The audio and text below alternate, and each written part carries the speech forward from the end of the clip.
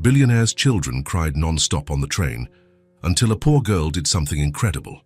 The train swayed from side to side, clattering on the tracks. Graham held his backpack on his lap and looked out the dirty window. The trees rushed by, but he didn't really see them. He just thought about how he should have been rested after these 3 days away, but he wasn't. It seemed like the exhaustion had come along in his luggage, and it had brought company. Toby was on his left, June on his right.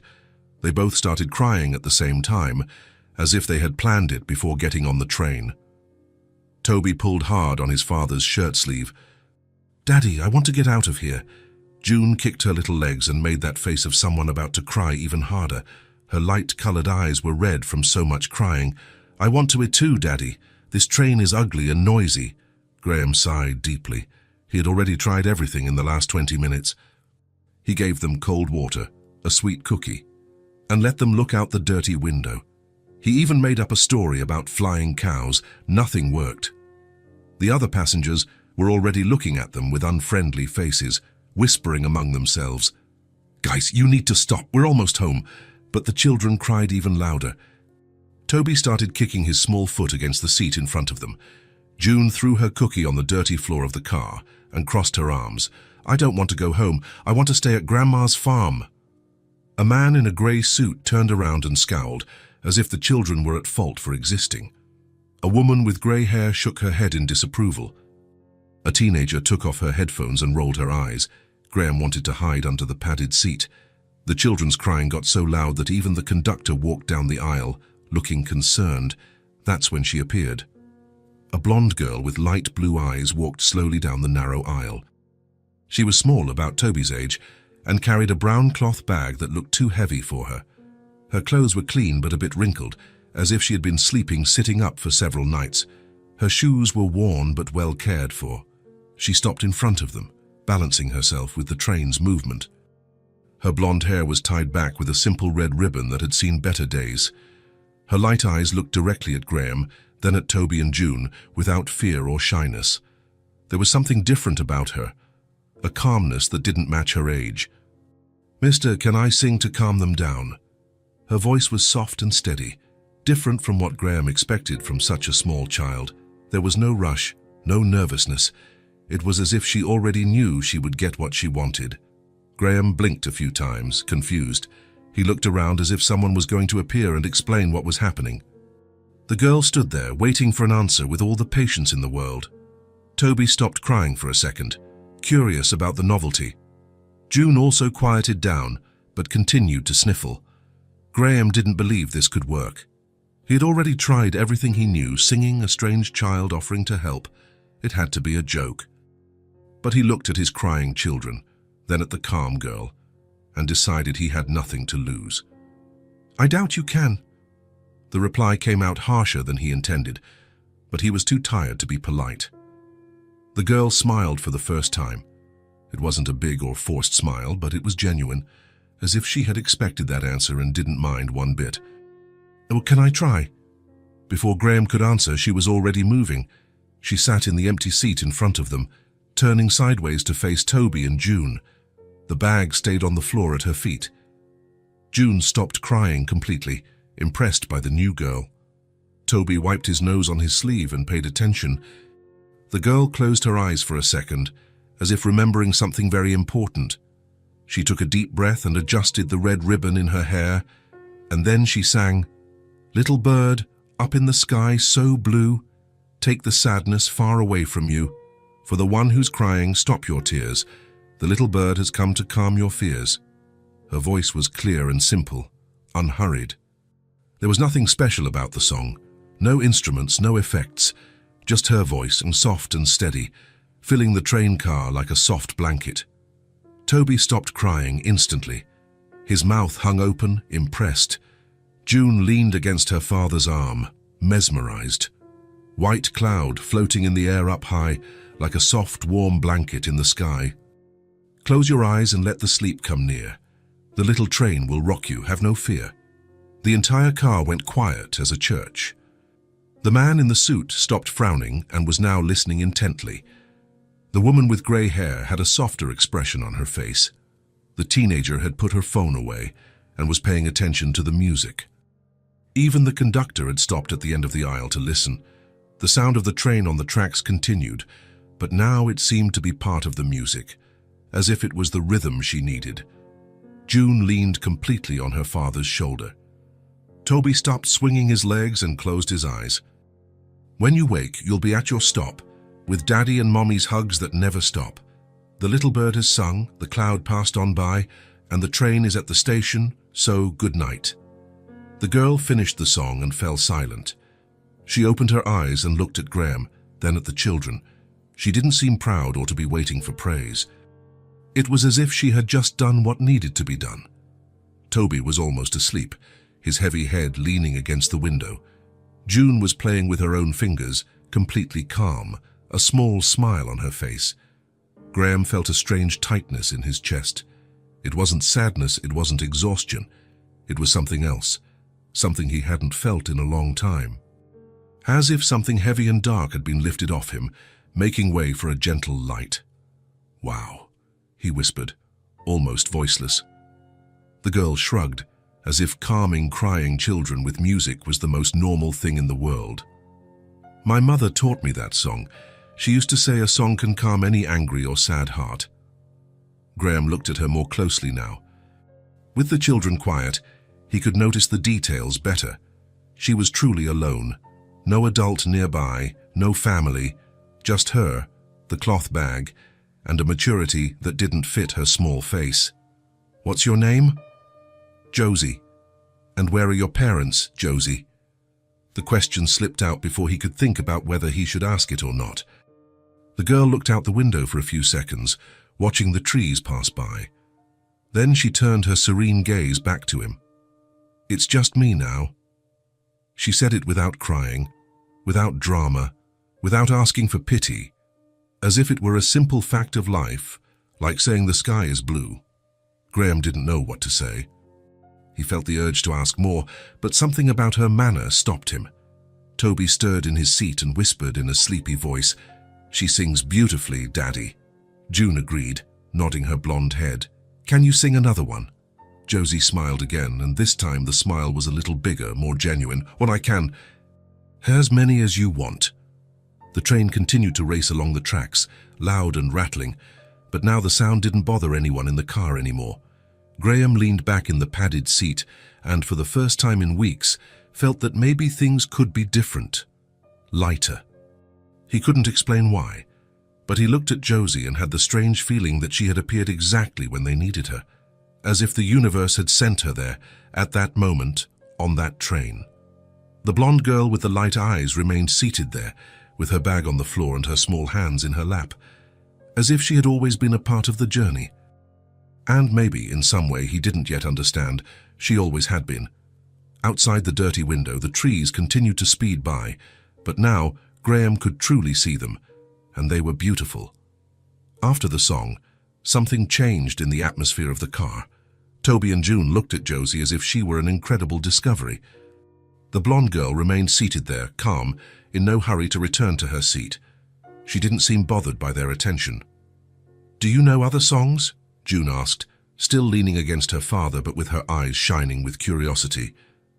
"I know many," Josie replied, adjusting the red ribbon in her blonde hair. "My mum taught me a lot." Toby stood up from his seat, interested. He walked over to her slowly, the way he did when he wanted to befriend a stray cat or when he met a new child at the playground. "Can I sit next to you?" "You can." It began just like that, simple and natural. Toby sat next to Josie, leaving a respectful little space between them. June didn't stay behind and soon squeezed in on the other side of the girl. The three of them fit perfectly on the seat, as if they had always sat together on train trips. Graham watched everything in silence, a strange feeling growing in his chest. There was something different about his children. They were, how to put it, light, free. He couldn't remember the last time he saw them like this, without that hidden sadness deep in their eyes, without that tension in their small shoulders. "Look," June pointed enthusiastically out the window. "There's a purple cow over there." Josie looked in the direction June was pointing and smiled, joining the game without hesitation. "Where?" "I don't see any cow." Right there, next to that tree that looks like a giant umbrella. Josie pretended to search very carefully, placing her small hand on her forehead like a visor, squinting as if she were trying hard to see better. Oh, now I see it. But it's not purple. Heads blue with bright yellow polka dots. June laughed. One of those crystal clear laughs of a happy child. No, it's not. It's purple with green stripes like a zebra. Are you sure? To me, it looks like she's wearing a ballerina dress and pink slippers. The two started laughing, making up crazier and crazier things about the imaginary cow. Toby listened intently and decided to join the game too. And there's a flying pig back there, he shouted excitedly, pointing to the blue sky outside. Really? Josie made a face of genuine surprise. So what color is this flying pig? Hot pink with golden wings like an angel. Wow, that must be the most elegant and chic pig in the whole world. Graham felt a pleasant tightness in his chest, a mix of relief and joy he hadn't experienced in a long time. It had been months since he had heard his children laugh like this. Real, spontaneous laughter. Not the forced, polite laugh they gave when he tried to cheer them up with bad jokes or games that didn't work. Ever since their mother died, it seemed a part of their childhood had gone with her. They were still children, of course, but overly careful, overly worried children, as if they were afraid of bothering the father who was already suffering so much. Josie raised her small hand and drew something on the fogged-up window pane. It was a small, slightly crooked heart, made with her index finger. Look, she said, satisfied with the result. I left a mark here. Now everyone who rides this train will see it and know we were here today. June was fascinated by the idea. Can I draw too? Of course you can. The light-eyed girl drew a little lopsided flower next to Josie's heart. Toby made a strange smiley face, with huge eyes and a smile that took up half the drawing.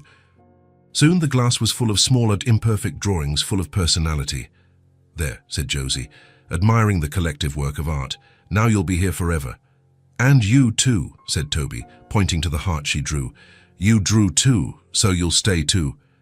Josie was quiet for a second, looking at the drawings on the glass with a thoughtful expression. Yeah, me too.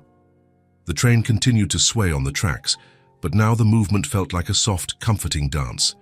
The children talked quietly, inventing elaborate names for the drawings on the window, creating stories about who would find those drawings in the future. Graham couldn't stop looking at the scene. It was as if his children had gone back to being real children. As if a part of them that had been hidden for months had finally come out to breathe. Tell us a story, June requested, snuggling better into the seat and looking at Josie with anticipation. Josie thought for a moment, biting her lower lip as if choosing from several options. Okay. Do you know the story of the little bird who didn't know how to fly? The two shook their heads, no, interested. Once upon a time, there was a tiny little bird who lived in a very, very tall tree. All the other birds in the family flew here and there all day long, but he was scared. He thought he would fall and get badly hurt. Toby was immediately interested, leaning his body forward. And then, what happened to him? Well, one day, a very strong storm came. The rain fell heavily, the wind swayed the tree like a boat at sea, and the little bird realized he needed to get out of there quickly. But how? He didn't know how to fly. June became worried, biting her thumbnail. Did he manage to get out of the tree? You know what he did? He closed his eyes tight, took 3 deep breaths, and jumped. And when he opened his eyes, he was flying. He discovered he had always known how to fly. He had just forgotten how because he was so scared. That's so cool, Toby celebrated, clapping his hands. He just needed the courage to try. Exactly. Sometimes we can do amazing things we don't even imagine. We just need the courage to find out. Graham listened to the story and felt it wasn't just for the children. There was something in it that spoke to him too, touching a part of his chest that had been dormant, but he couldn't quite explain what. Time passed without anyone really noticing. The children played at guessing shapes in the clouds outside, sang quietly along with Josie to some songs she taught them, and invented elaborate stories about the small towns that passed by the window. It was as if the 4 of them had known each other for years, as if it were the most natural thing in the world for them to be there together. Graham just watched, with a strange and good feeling slowly growing in his chest. It wasn't just relief at seeing his children happy again. It was something deeper, more significant, as if a part of him that had been dormant for months was slowly waking up, stretching after a very long sleep. When was the last time he had truly smiled? When was the last time he felt that things could work out, that life could be good again? "Daddy," June called out suddenly, pulling him from his thoughts. "Josie knows a lot of cool songs. Can she teach us at home?" The innocent question made Graham realize that the journey was coming to an end, and he hadn't even thought about what would happen when they reached the station. Before Graham could say anything, Josie said, "I can teach you, if you want. But only if you promise you'll sing whenever you're sad or scared." "We promise," the two said at the same time, excited. "Then it's a promise. A child's promise is sacred." The train gradually slowed down. Graham looked out the window and recognized the familiar landscape.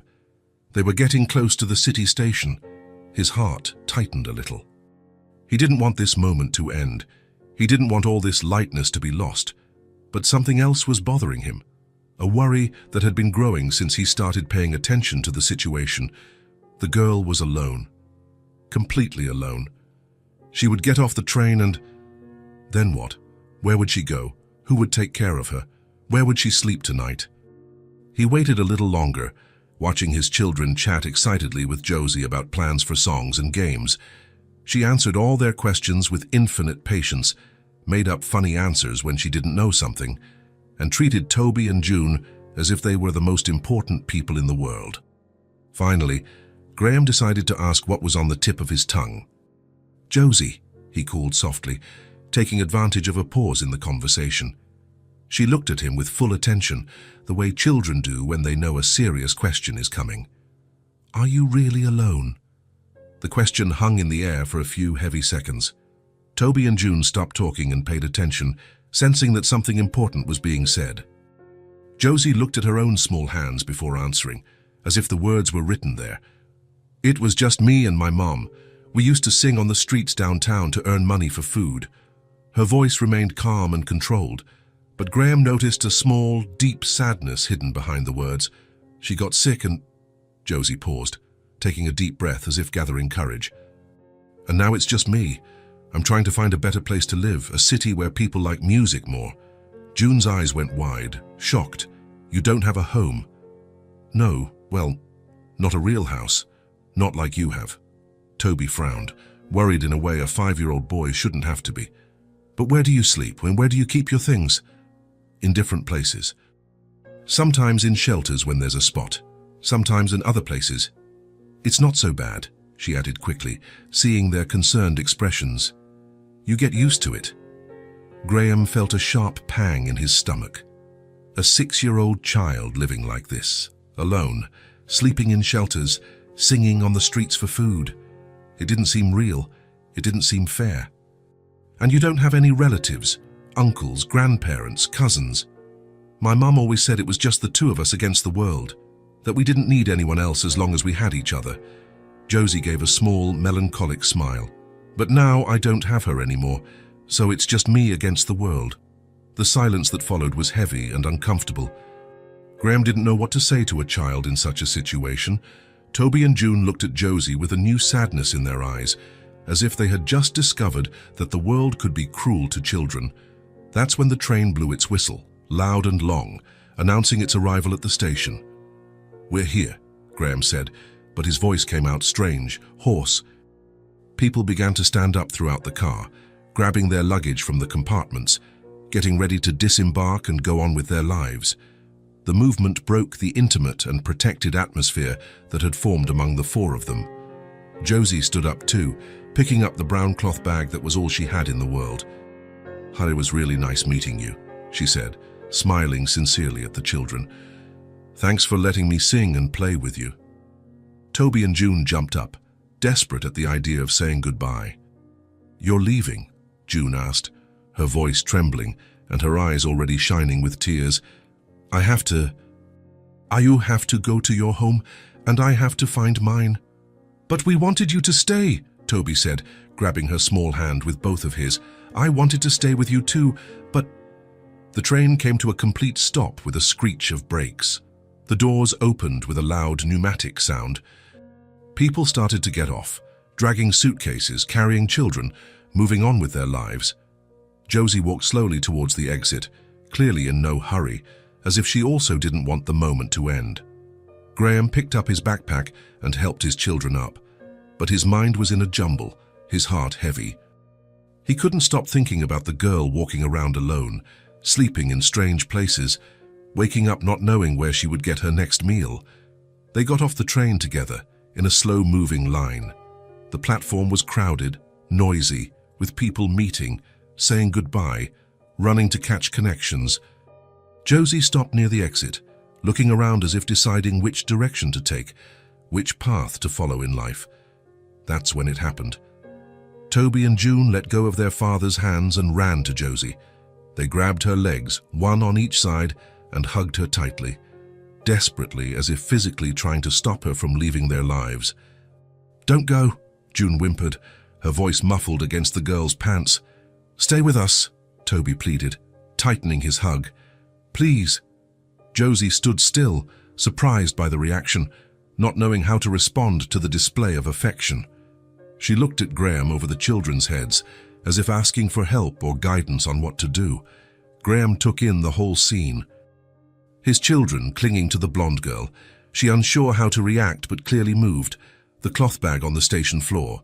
He thought of the empty, silent house waiting for them. He thought of the last few months of sadness and quiet. He thought of how his children had laughed today for the first time in so long. He thought of how he had felt alive again, just from seeing their joy, and he made a decision that would change everything. He knelt down slowly in front of Josie, getting to the level of her light blue eyes. Her eyes looked back at him, curious, hopeful, but also prepared for another disappointment. "If you want, come with us."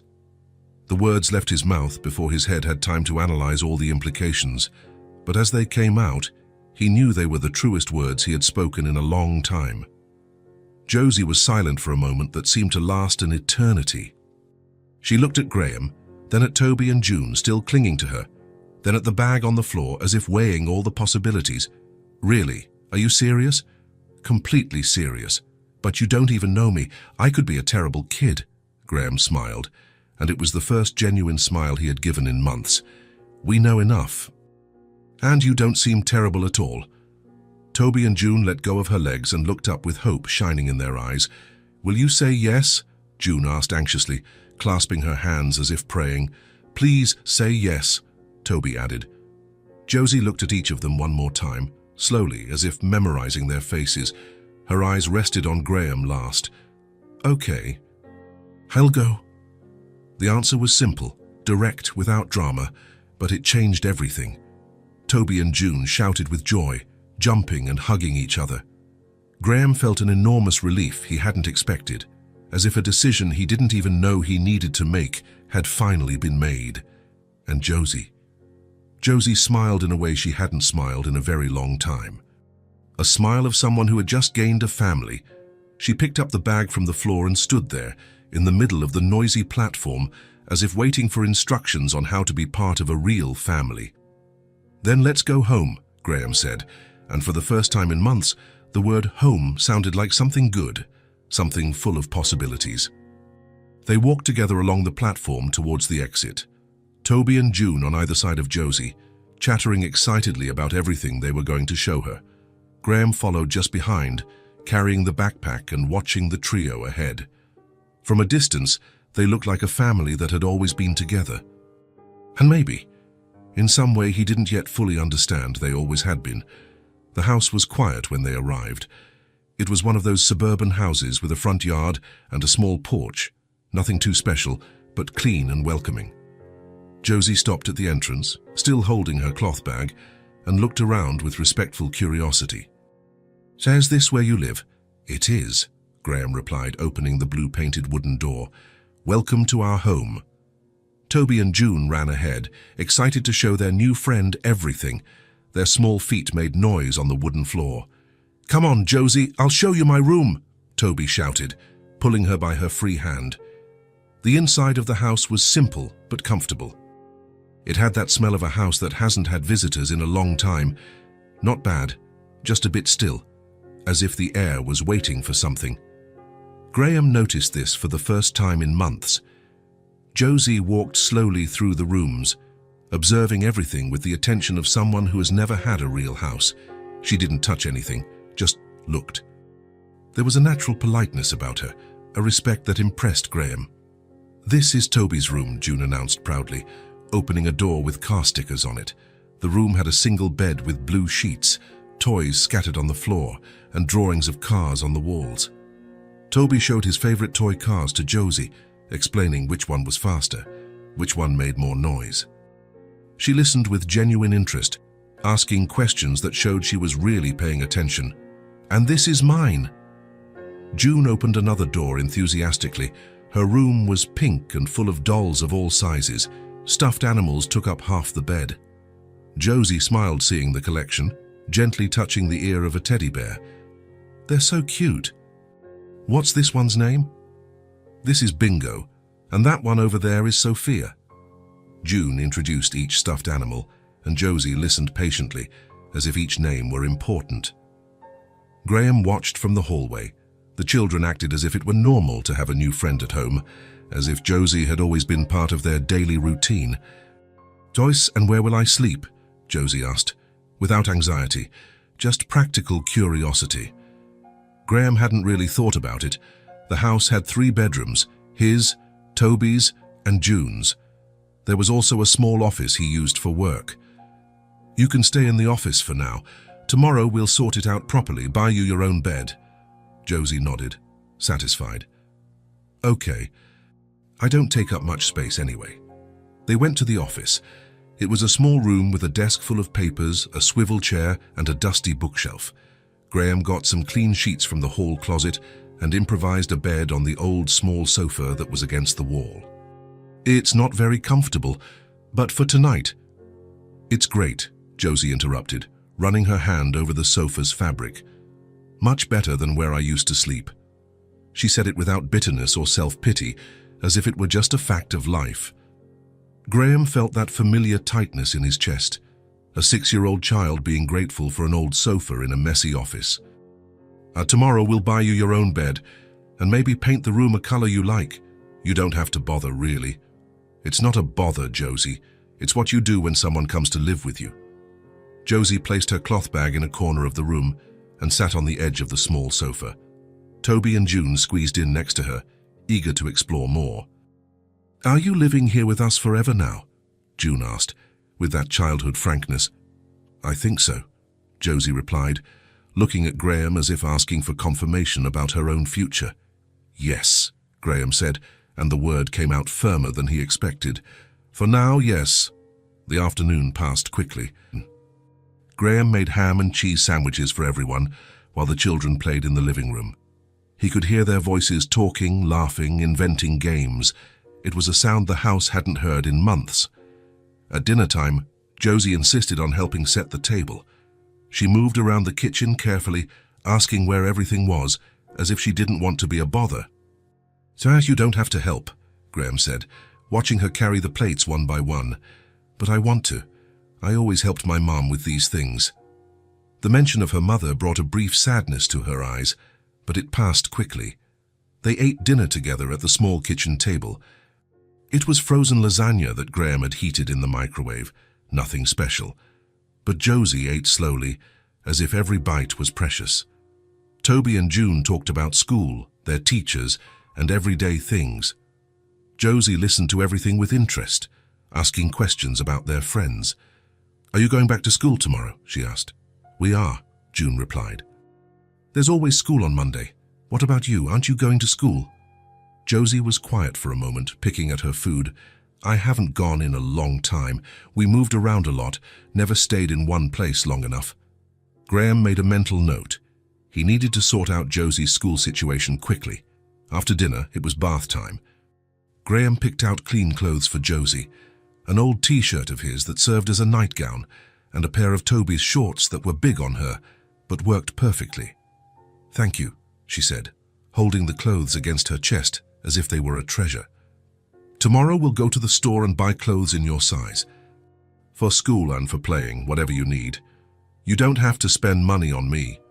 Josie, Graham knelt to be at her level, looking into her light eyes. If you're going to live here, you need your own clothes. That's how families work. The word family hung in the air between them. Josie looked at him with surprise and something that looked like hope. "Tai family." Graham realized what he had said and felt a bit awkward, but he didn't take it back. "Well, yeah, you know what I mean." Josie smiled. It was a small but genuine and meaningful smile. "I know, and I like it." When it was time for bed, Toby and June asked Josie to sing for them, like she did on the train. The three of them squeezed into Toby's bed. His room was bigger and had more space. "What song do you want?" Josie asked, fluffing the pillow. "The one about the little bird from the train," June requested. "Or make up a new one just for us," Toby suggested.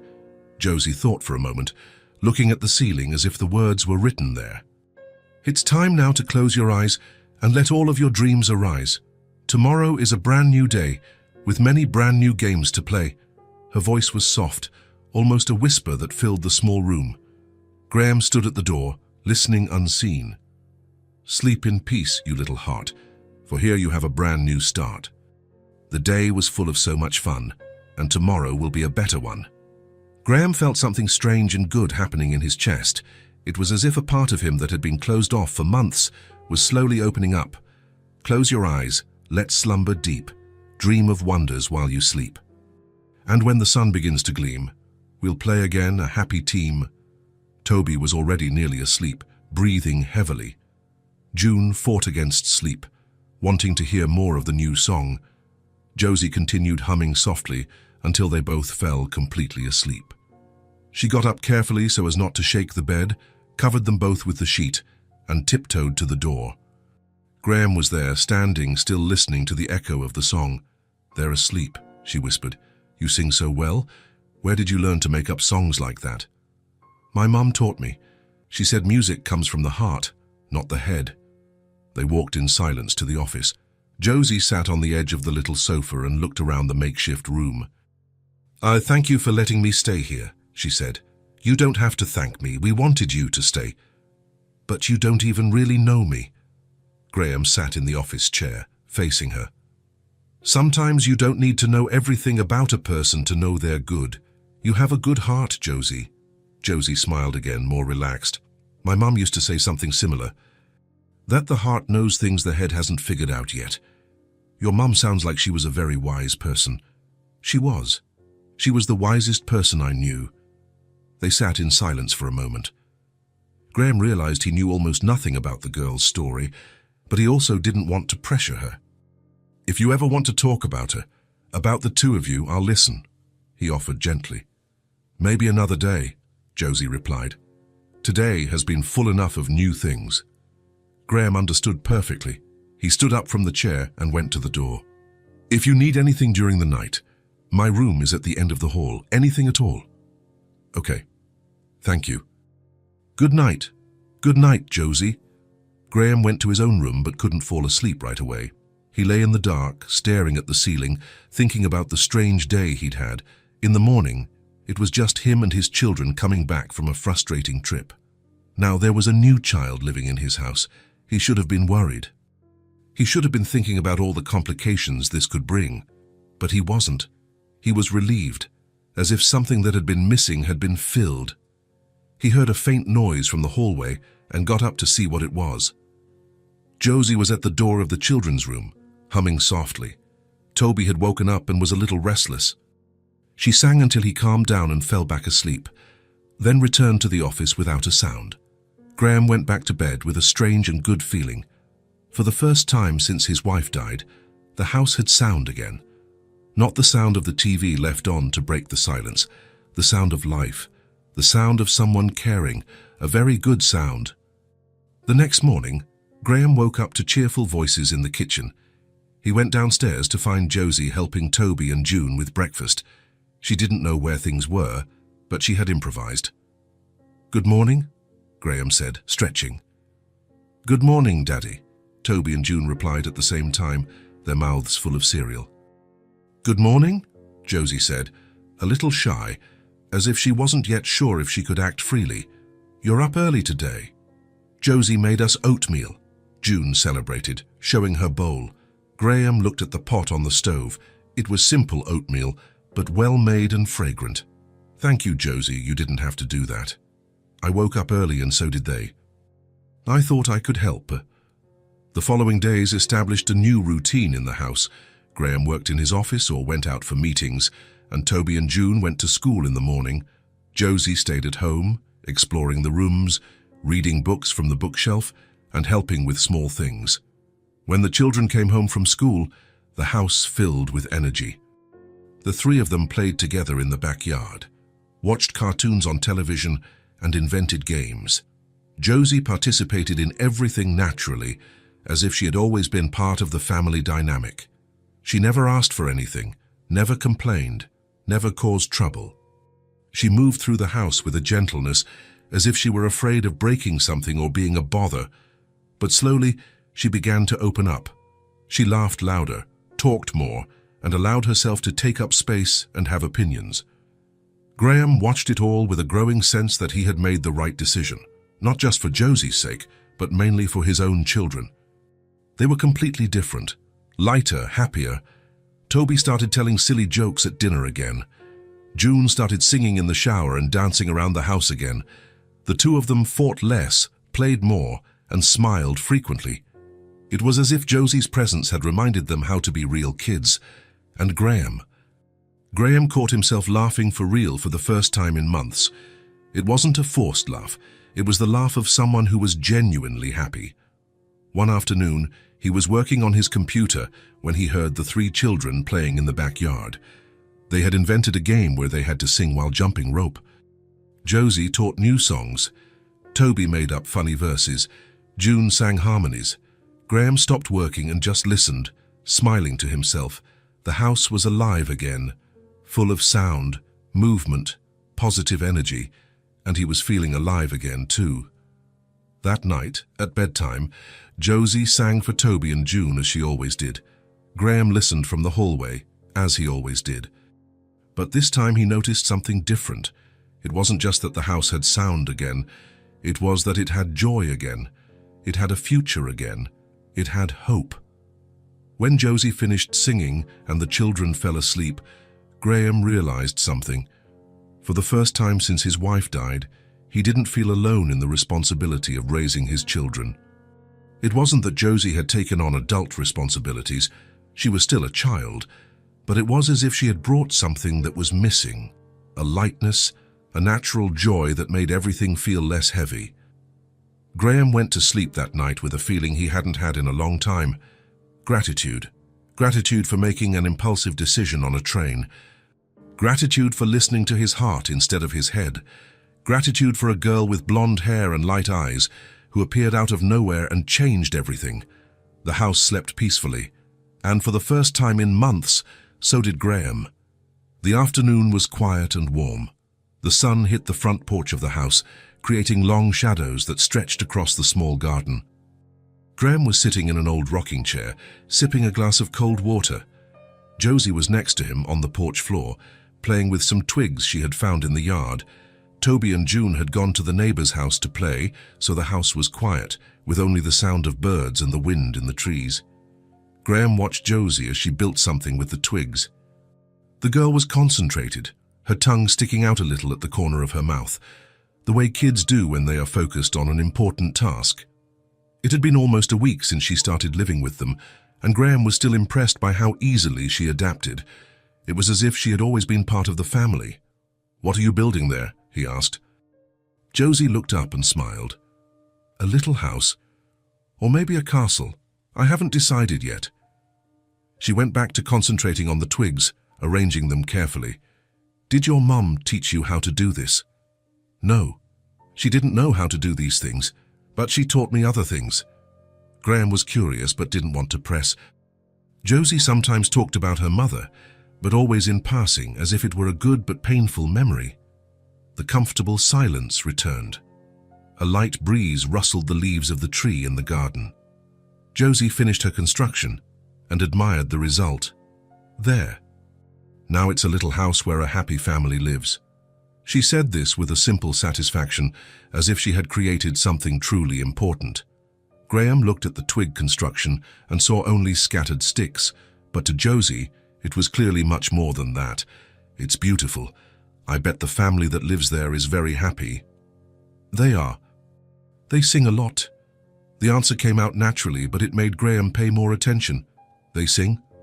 Uh-huh. Every happy family sings together. That's how you know they love each other.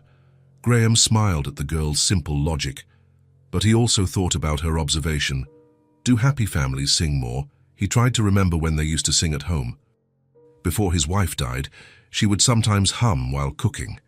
Toby and June would sing in the bath, but after she was gone, the house fell quiet until Josie arrived. Josie, he said, taking advantage of the quiet moment. Yes? Why do you like singing so much? The question hung in the air for a few seconds. Josie stopped fiddling with the twigs and stared at them, as if deciding what to answer. Because it was what I did with my mom. Her voice became lower, more serious. We used to sing on the streets downtown. People would stop to listen, some would toss coins into our hat, but it wasn't just for the money. She looked up and met Graham's eyes. Even when we had nothing, singing made it feel like everything was okay. Graham felt that familiar tightness in his chest, a small child singing on the streets to get food. That must have been hard. Sometimes it was, when it rained a lot, or when it was very cold. But when we sang together, I forgot I was hungry or cold. Josie went back to fiddling with the twigs, adjusting the little house. My mum had a beautiful voice, more beautiful than mine. She taught me all the songs I know. And did you learn quickly? I think so. She said I had her gift. That music was a family thing. Graham imagined the scene, a young woman and a small child singing together on the street, trying to survive. It was a sad and beautiful image at the same time. When I sing, Josie continued, I feel like she's still with me. Her voice dropped even lower, almost a whisper. It's like the music is a bridge. I sing here and she listens wherever she is now. Graham felt his eyes sting a little. The way Josie spoke of her mother was so pure, so full of love, that it was impossible not to be moved. Do you really think she's listening? I'm sure of it. Whenever I sing, I feel a warmth right here. She placed a hand on her chest. That's her telling me she's listening. They sat in silence for a moment. Graham didn't know what to say. How do you respond to such simple and true faith? Instead of words, he stood up from the chair and sat on the floor next to Josie.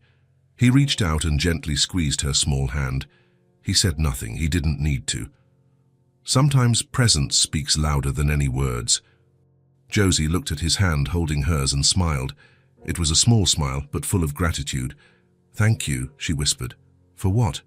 For letting me sing here, for not thinking it's weird. You can sing as much as you want here. This house needs music. It does. It really does. It was too quiet before you came. Josie nodded in understanding. Houses need music to stay alive. My mom taught me that too. Your mom taught you a lot of good things. She did. She was very smart. But her life was hard. She must be very proud of you. You think so? I'm sure of it. You're a very special girl, Josie. She smiled again, more openly this time. They heard the sound of approaching children. Toby and June were coming back from the neighbor's house, talking loudly about some game. They're coming, Josie said, standing up and brushing off her clothes. Yep, better prepare for an invasion. Josie laughed and picked up the twigs from the floor, storing them in a corner of the porch. Can I leave the little house here to keep playing with later? Of course. It can stay here as long as you want. Toby and June appeared running through the gate, excited and talking at the same time about everything they did at the neighbor's house. Daddy, Josie, June shouted. We learned a new game. And Tommy's mom made cookies, Toby added. They stormed onto the porch like a hurricane of energy, transforming the quiet atmosphere into something full of movement and noise. While Toby and June excitedly explained the new game, Graham watched the three of them. The conversation with Josie still echoed in his head. The simplicity with which she spoke of her mother, the naturalness with which she shared her memories. And especially, the way she found a way to keep her mother alive through music. Graham thought of his own wife. For months, he had avoided talking about her with the children, afraid of making them sad. But maybe he was doing it wrong. Maybe he should find a way to keep her present, like Josie did with her mother. Maybe music really is a bridge. That night, at bedtime, when Josie sang for Toby and June, Graham listened from the hallway as always. But this time, he paid attention to the words, the melody, the love she put into every note. And he understood that she wasn't just singing to make the children sleep. She was talking to her mother. She was keeping her alive. Graham was alone in his office on a quiet night. The children had been asleep for an hour, and the house had finally settled down after a day full of games and laughter. He should have been working on the overdue reports, but he couldn't concentrate. On the desk in front of him was a photo of his wife. It was a simple photo taken in the backyard 2 years ago. She was smiling, her blonde hair blowing in the wind, her light eyes shining with joy. It was an ordinary Sunday, but she looked radiant. Graham picked up the photo and stared at it for a long time. He felt that familiar mix of longing and love that always came when he thought of her. But today there was something different, a restlessness he couldn't define. Josie had been living with them for 2 weeks. 2 weeks that had changed everything in the house. The girl had adapted with impressive ease, as if she had always belonged there. Toby and June treated her like a sister. Graham had gotten used to her presence, and everything seemed to be working perfectly. But that's exactly what was bothering him. It was working too perfectly. Graham put the photo back on the desk and leaned back in his chair. The fear that had been hiding in the back of his mind finally came to the surface, real and terrifying. Was he doing the right thing? The question echoed in his head like a tolling bell. He had brought a strange child home without thinking it through, without planning, without considering all the consequences. It was an impulse, a decision from the heart that felt right at the time. But what about now? What if he wasn't prepared for this? Graham stood up and went to the office window. Outside, the street was empty and silent. The streetlights cast yellow circles on the pavement, and everything seemed peaceful. But inside him there was a storm of doubt. Raising your own children is hard enough. Raising a child who comes from a complicated situation, who has lost her mother, who has lived on the streets, that's something else entirely. Did he have enough experience? Did he have enough patience? What if he messed everything up? What if Josie needed things he didn't know how to give? Graham thought of his wife and what she would do in this situation. She always had a way with children, always knew the right words, always had that maternal intuition that he sometimes felt he lacked. How was he going to raise a girl alone? How would he handle all the things that mothers instinctively know how to do? The fear grew in his chest, heavy and dark. Maybe he had been selfish. Maybe he had brought Josie home because he and the children needed her, not because it was the best thing for her. What if she would be better off somewhere else, with a family that truly knew how to care for a child who had been through what she had been through? Graham returned to the desk and sat down heavily in his chair. He picked up his wife's photo again and whispered, "What do I do? Help me understand what I should do." The photo obviously didn't answer, but he kept looking at it as if waiting for a sign, some guidance. It was then that he heard it. Laughter coming from the backyard. Graham frowned. It was almost 10 at night. The children should have been asleep for hours. He went to the window and looked out. Josie was in the backyard with Toby and June. The three of them were running after fireflies, trying to catch them with their hands. Josie was wearing a borrowed nightgown that was too big for her, her loose blonde hair dancing as she ran. Toby and June were in their pajamas, barefoot on the grass. "I caught one," June shouted, closing her hands carefully. "Let me see," Toby asked, approaching his sister. Josie joined them, and they admired the little bug June had captured. The small light blinked between her fingers. "Now we let it go," Josie said. "Fireflies don't like to be trapped." June opened her hands and the insect flew away, blinking in the darkness. "So let's catch more," Toby suggested, and they ran off again, laughing and stumbling on the grass. Graham watched from the window, mesmerized by the scene. There was something magical about that moment, 3 children playing in the dark backyard, not caring about the time or the rules. It was pure joy, pure childhood. But it was more than that. It was family. Graham saw how Josie looked after the other 2. When Toby tripped, she helped him up. When June got scared of a noise by the fence, Josie reassured her. She didn't act like a visitor or a child being cared for. She acted like an older sister, like part of the family. Graham felt something loosening in his chest. The fear was still there, but now it was mixed with a slowly growing certainty. Josie didn't need to be somewhere else. She needed to be exactly where she was. It wasn't about whether he was prepared to take care of her or not. They would learn together, as all families do. It wasn't about having all the right answers. It was about love. And looking at the 3 children in the backyard, Graham knew that love was not lacking in that house. He opened the window and said, "Hey, you guys, what are you doing out there?" The 3 children stopped running and looked up, looking a bit guilty. "Sorry, Daddy," said June. Terry woke up and saw the fireflies. "And I said it might be fun to catch some," Josie added, taking responsibility. Graham smiled. "Did you catch many?" "A few. Want to come see?" Toby invited. Graham looked at the photo of his wife on the desk, then back at the children in the backyard. "I'll be right there." He ran down the stairs and went out into the backyard barefoot. The grass was cool and damp, and the night air was fresh and pleasant. "Where are these famous fireflies?" he asked. "Over there," Josie pointed. "There are a bunch near the fence." Graham ran with them, trying to catch the insects blinking in the darkness. It was a bit silly, a bit childish, but it was exactly what he needed. For 20 minutes they played together in the backyard. They caught fireflies, let them go, and made up stories about where they flew. Graham laughed like he hadn't laughed in a long time, completely forgetting the fears that had been tormenting him in the office. When they finally went back inside, the 3 were tired and happy. Graham helped put everyone back to bed, and Josie sang softly until Toby and June fell asleep. "Thanks for letting us play outside," she whispered as he walked her back to the office. "Thank you for reminding me that sometimes it's good to break the rules," he replied. Josie smiled and lay down on the small sofa. Graham covered her with the sheet and looked at her for a moment. "Good night, Josie." "Good night, Graham." It was the first time she had called him by his name, and something finally settled in his chest. Graham returned to his office and looked at his wife's photo, but now he no longer felt fear or doubt. He felt determination. Josie was already part of the family. That became clear tonight, watching her care for the children, watching how they cared for each other. She wasn't a visitor or an extra responsibility. She was his daughter. All that was left was to make it official. Graham picked up the phone and looked for the number of the family's trusted lawyer.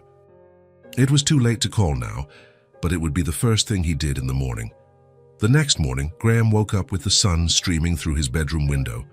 He heard voices in the kitchen, Josie helping Toby and June with breakfast, as she always did.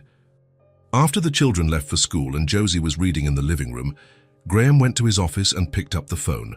He dialed the number for Mr. Harrison, the lawyer who had handled his wife's documents and other family legal matters. "Mr. Harrison, this is Graham Mackenzie. How are you?" "Graham, good to hear from you. How are things?" "They're good. Actually, very good. I'm calling because I need your help with a legal matter." "Of course. What is it about?" Graham took a deep breath and said the words that would change everything. "I want to adopt a little girl. She's been living with us for a few weeks, and she's a part of our life. I want to make it official." There was a pause on the other end of the line. "I see. That's a big decision, Graham. Tell me more about the situation." Graham explained everything. How he met Josie on the train, how she was alone, how she adapted to the family. He talked about the last few days, about how happy the children were, about how the house was alive again. Mr. Harrison listened attentively. "Well, it's an unconventional situation, but not impossible. The adoption process will involve a few steps. First, we need to verify if there are any relatives who have a legal claim to the child." She said it was just her and her mother. "Even so, we need to conduct an official search. After that, the process will be overseen by social workers. There will be interviews with you and the children, home visits, psychological evaluations. Graham felt a knot in his stomach. Evaluations, interviews. What if they decided he wasn't suitable? Is it a strict process? He asked. It is. The state wants to be sure the child is going to a safe and stable environment. But from what you've told me, I don't see any reason for concern. You own your home, have a stable job, and are already successfully raising 2 children. And how long does it take?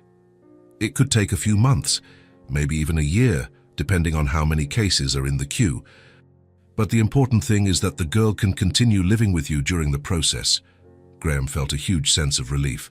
So we can get started? We can. I'll prepare the initial paperwork. Are you sure about this decision, Graham? It's not something that can be easily undone. Graham looked out the office door. Josie was in the living room, reading a book to one of June's stuffed animals. She was using different voices for the characters, completely engrossed in the story. I'm absolutely sure. Then let's move forward. I'll contact the proper agencies and schedule the first interviews. When Graham hung up the phone, he felt a mix of nervousness and excitement.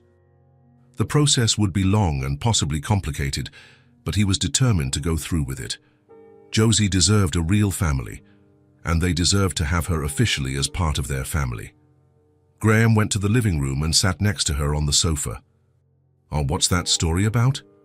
It's about a little bunny who got lost in the forest, she explained, showing the pictures in the book. But in the end, he finds his way home. A happy ending, then. There always has to be a happy ending, Josie said with conviction. Otherwise, the story isn't worth telling. Graham smiled and affectionately ruffled her hair. I completely agree. That night, after the children were asleep, Graham stood at the door of the office where Josie slept. She was quiet, breathing softly, with the sheet pulled up to her neck. He looked at the door to her room and smiled. She didn't know it yet, but she would soon she would know that she was no longer a child without a family. She would know that she was a daughter, and that she would never be alone again. The doorbell rang at 2 in the afternoon, exactly at the scheduled time. Graham took a deep breath and went to open the door, trying to appear calm. Outside stood a middle-aged woman with grey hair tied in a bun and a black folder in her hand. Mr. Mackenzie, I'm Dr. Sarah Thompson, a social worker from the Department of Child and Family Services. Of course, please come in. We were expecting you. Dr. Thompson entered the house with measured steps, discreetly looking around. She wore a navy blue suit and flat shoes, had small glasses, and a professional but not cold expression. Thank you for having me. As we discussed on the phone, this is the first official visit of the adoption process. Graham closed the door and turned to her. Yes, of course, the children are in the living room. They walked to the living room where Toby, June, and Josie were sitting on the couch, clearly nervous. Toby was swinging his legs, June was biting her lower lip, and Josie was huddled between them, her light eyes wide. Hello, children, Dr. Thompson said with a gentle smile. I'm Sarah. I came here today to talk with you. Hi, Toby and June replied at the same time. Josie just nodded, without saying anything. Graham noticed the girl was scared. Her body was tense, as if ready to run. It was the first time he had seen her like this since she arrived. May I sit? The social worker asked, pointing to the armchair. Of course, Graham said. Would you like some coffee? Water? Water would be great, thank you. Graham went to the kitchen to get the water but kept an ear on the conversation in the living room. So you must be curious about why I'm here today, Dr. Thompson said. Is it because of Josie? June asked, straight to the point. It is. Your father wants to adopt Josie, so I need to understand how you feel about that. Graham returned with the glass of water and sat in a nearby chair, trying not to interfere. We want her to stay, Toby said with conviction. She's our sister now. Is that so? And you, June? What do you think? I want her to too. Josie teaches us cool songs and plays with us. Before she came, the house was too quiet. Dr. Thompson jotted something down in her notepad. And you, Josie, how do you feel living here? Josie looked at Graham before answering, as if asking for permission. It's good, she said softly. Just good. Can you tell me more? Josie was quiet for a moment, clearly uncomfortable with the questions. They're nice to me. They give me food and a place to sleep. The answer sounded more formal than she usually spoke, as if she were being cautious. And do you feel safe here? I do, Doctor. Thompson continued asking questions for another 20 minutes. She wanted to know about the house routine, how the children got along, about the rules and discipline. Toby and June answered naturally, but Josie remained tense. Now I'd like to speak with each of you separately. Is that okay? Graham's stomach tightened. Separately meant he couldn't help if Josie got nervous. Of course. Who would you like to start with? How about Toby? Toby got up excitedly, as if it were an adventure. Dr. Thompson took him to the kitchen, and Graham stayed in the living room with June and Josie. June seemed calm, swinging her legs and humming softly. But Josie was growing quieter, huddled in the corner of the couch. It's okay, Graham whispered to her. Todd, it's just a conversation. Josie nodded but didn't look convinced. 15 minutes later, it was June's turn. She skipped after the social worker, happy as could be. Graham was left alone with Josie, who now looked terrified. Josie, look at me. She lifted her light eyes, and Graham saw fear there, real fear. Dr. Thompson is a good person. She just wants to make sure you're happy here. What if I say something wrong? There's no wrong thing to say, just tell the truth. What if they think I shouldn't stay? Graham knelt in front of her and held her small hands. That's not going to happen. You belong here, remember? When it was Josie's turn, she stood up slowly, as if walking to the gallows. Doctor. Thompson led her to the kitchen, and Graham was left alone in the living room, nervous. He could overhear snippets of the conversation. The social worker asked questions about where Josie lived before, about her mother, about how she felt in the new house.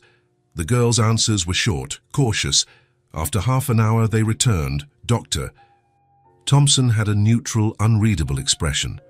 Josie went straight back to the couch and curled up in the corner. Now I'd like to speak with you, Mr. Mackenzie.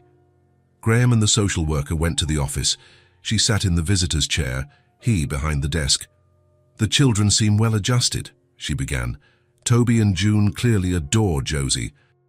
They talk about her as if she's been their sister for years. That's how we feel too. Josie is more reserved, which is understandable. She's been through a lot of trauma. Graham nodded. She's getting better every day. She was even quieter at the beginning. Are you aware that adopting a child who has experienced abandonment and loss requires special care? I am. And I'm willing to do whatever is necessary. Dr. Thompson asked more questions about finances, plans for the future, and how Graham intended to handle potential difficulties.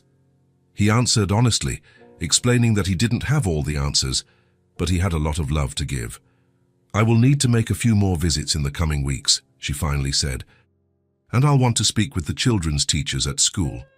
Of course, whatever you need. When Dr. Thompson left, a strange silence fell over the house.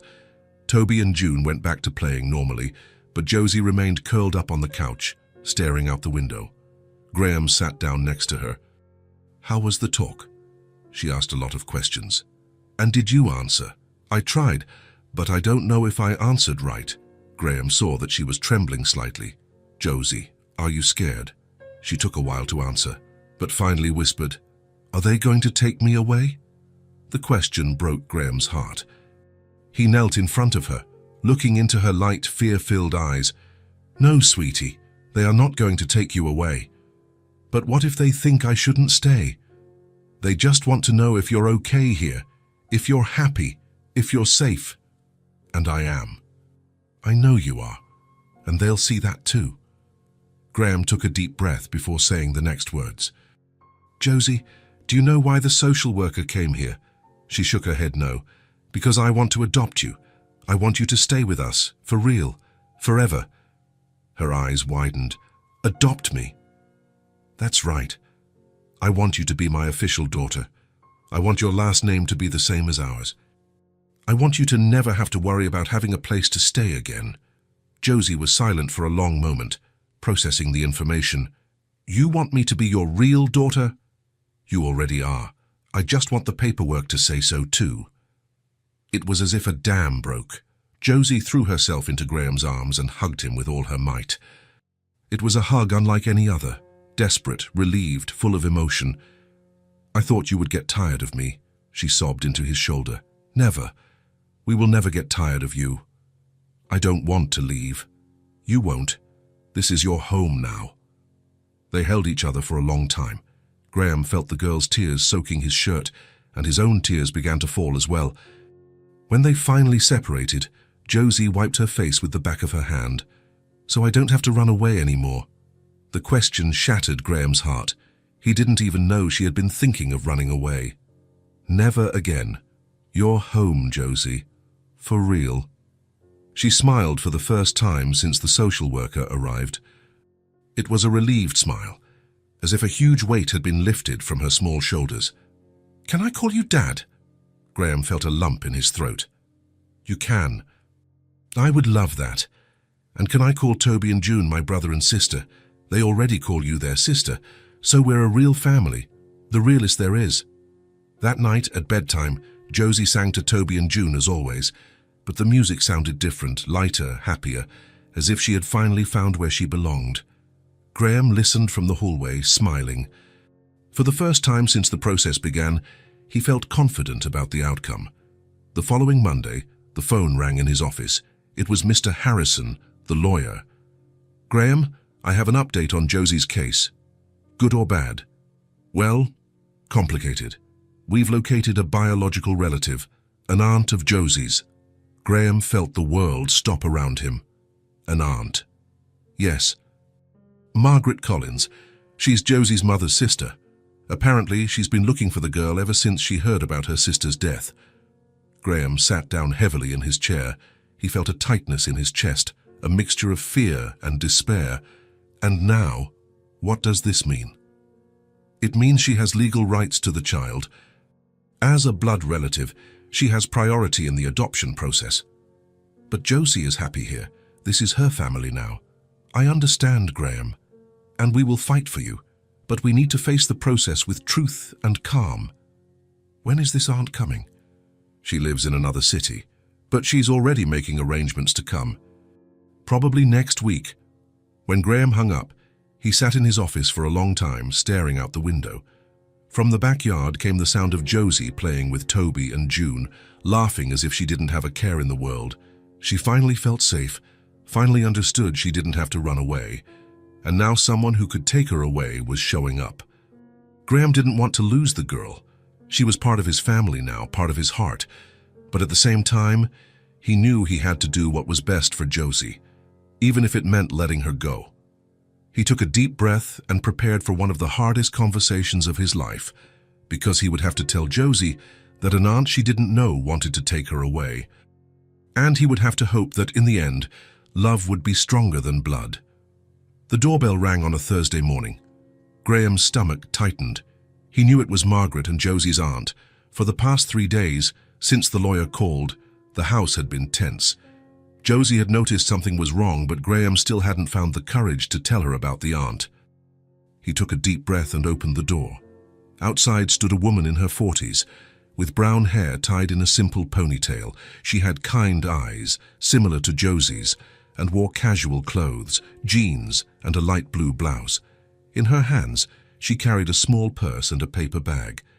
"Mr. Mackenzie, I'm Margaret Collins." "Margaret, please, come in."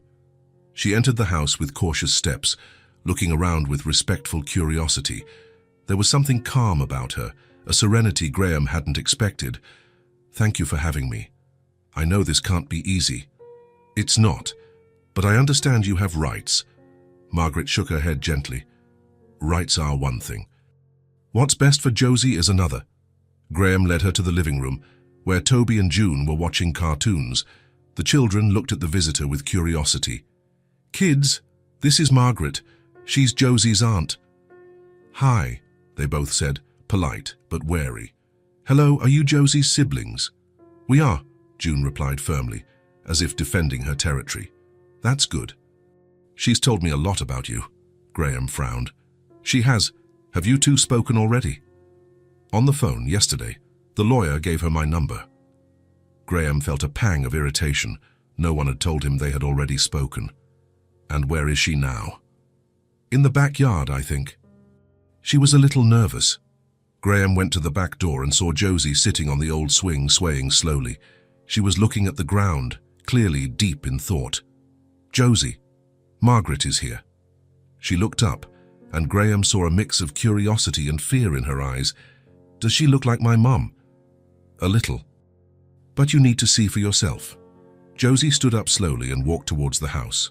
When she saw Margaret in the living room, she stopped at the door, shyly. Margaret stood up too, and for a moment, the two just looked at each other. "Hi, Josie. I'm your Aunt Margaret." "Hi. You're bigger than I imagined. And prettier, too." Josie smiled a little but remained at the door. "Did you know my mum?" "I did. She was my younger sister." Margaret opened her purse and took out an old photo. It was a picture of two young girls, one blonde and one brunette, smiling at the camera. "This one is your mum," she said, pointing to the blonde girl. "And this is me." Josie approached slowly and took the photo, her eyes filled with tears. "She was so young here. She was about 15. You have her smile." Josie gently ran her finger over the photo as if it was something sacred. "Can I keep it?" "Of course, I brought it for you." Margaret took something else from the bag, a small, worn notebook. "Hand this too. These are the songs your mom wrote when she was a teenager." Josie opened the notebook with reverence. The pages were filled with handwritten lyrics in delicate handwriting. She wrote songs. Many. She always had a talent for it. "You told me on the phone that you like to sing too." "I do, she taught me." Margaret smiled. "Signs of the talent was passed on to you." Graham watched the scene, feeling a tightness in his chest. There was an obvious connection between them, a blood tie he couldn't compete with. "Margaret," he said, "would you like to have lunch with us? That way you can get to know Josie better." "I'd love to." Lunch was simple but tasty. Margaret told stories about her sister, about their childhood, about their family. Josie listened with fascination, asking questions about her mother that she had never had the chance to ask before. "Did she like chocolate ice cream?" she asked. "She loved it. She could eat a whole tub by herself." "Me too, and did she know how to swim?" "She did.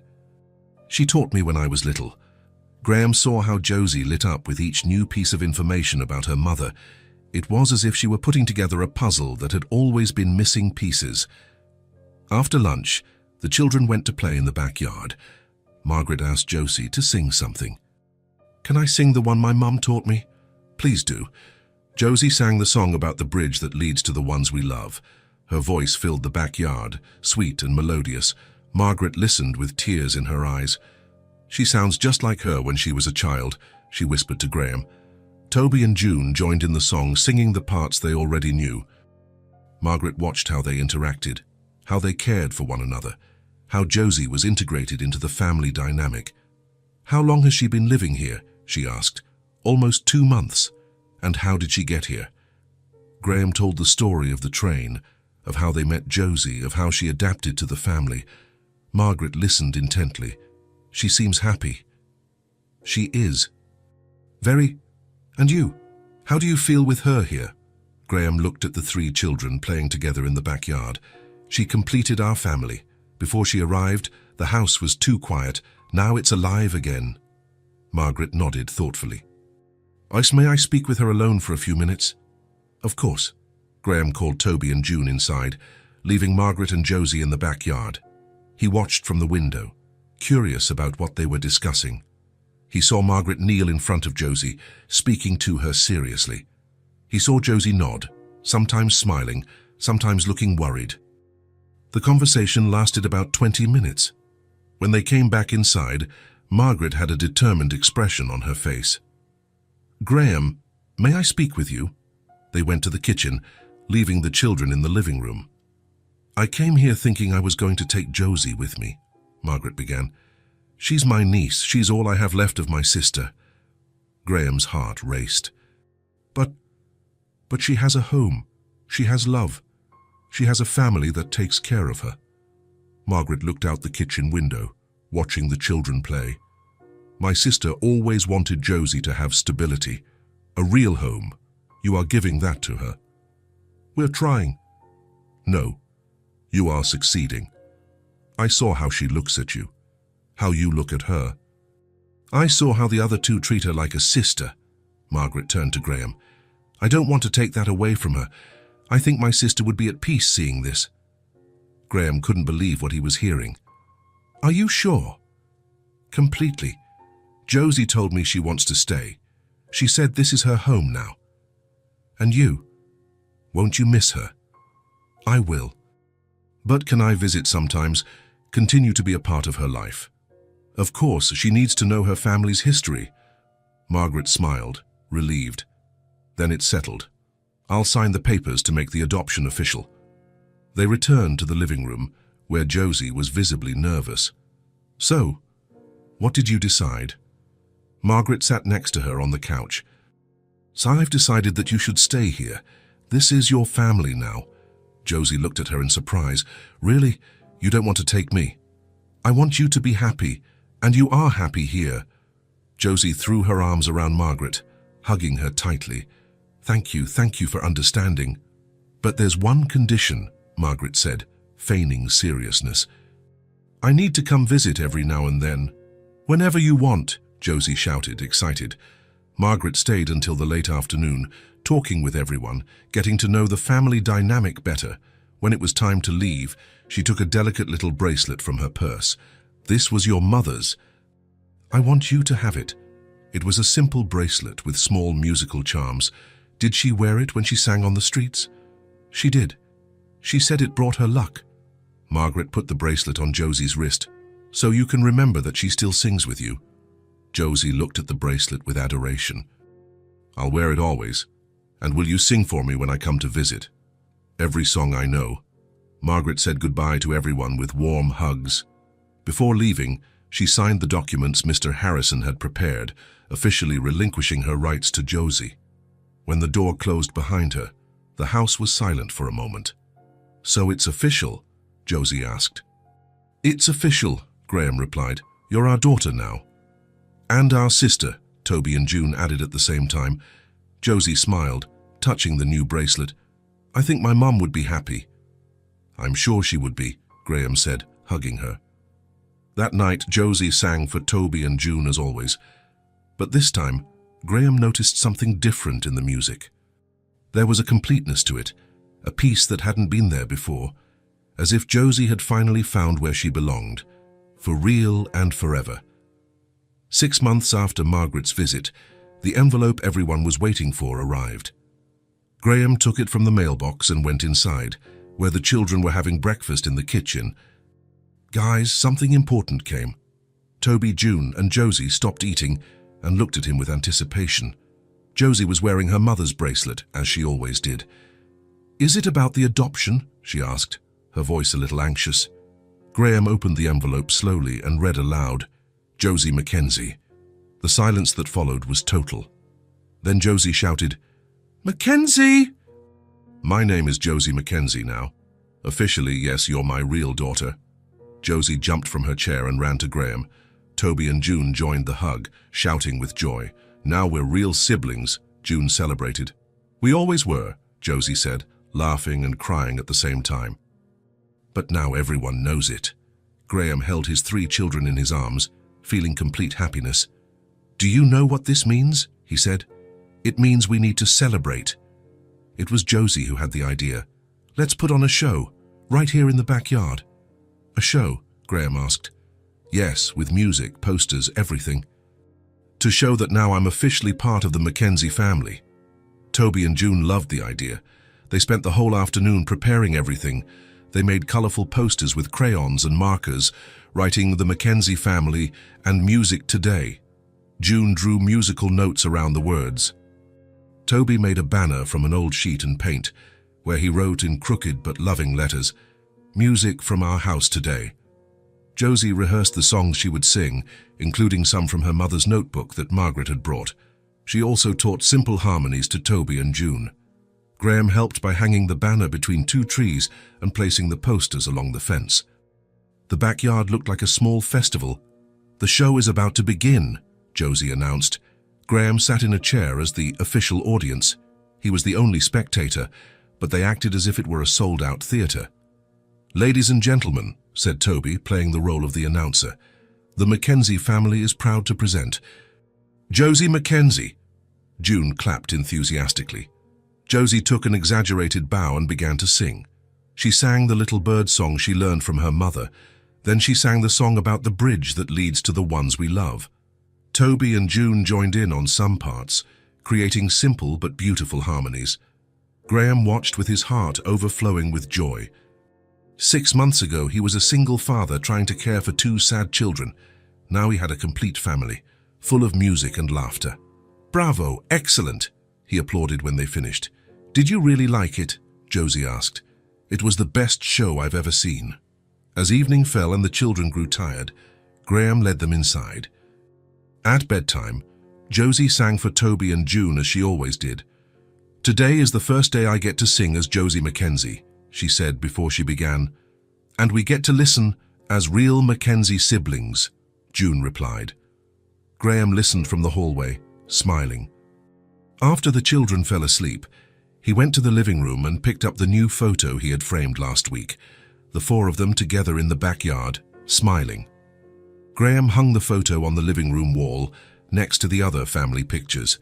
Underneath, he taped a piece of paper where he had handwritten a phrase that summed it all up. The girls sang. The house listened. Now everyone sleeps in peace. He looked at the photo for a while, thinking about how life can change so unexpectedly, all because of a girl with light eyes who offered to sing on a train. Graham turned off the living room lights and went to his room. Before falling asleep, he listened to the silence of the house, but it was no longer the empty silence from before. It was the silence of people sleeping peacefully because they know they are loved. The next morning, Graham woke to the familiar sound of voices in the kitchen. Josie was helping Toby and June with breakfast, humming softly. "Good morning, Mackenzie family," he said, making the children laugh. "Good morning, Dad," the 3 of them replied at the same time. And Graham knew that this was the most beautiful music he had ever heard in his life. The music of a family that found each other and chose to stay together forever. If this story touched your heart, subscribe to the channel and turn on notifications so you don't miss the next ones.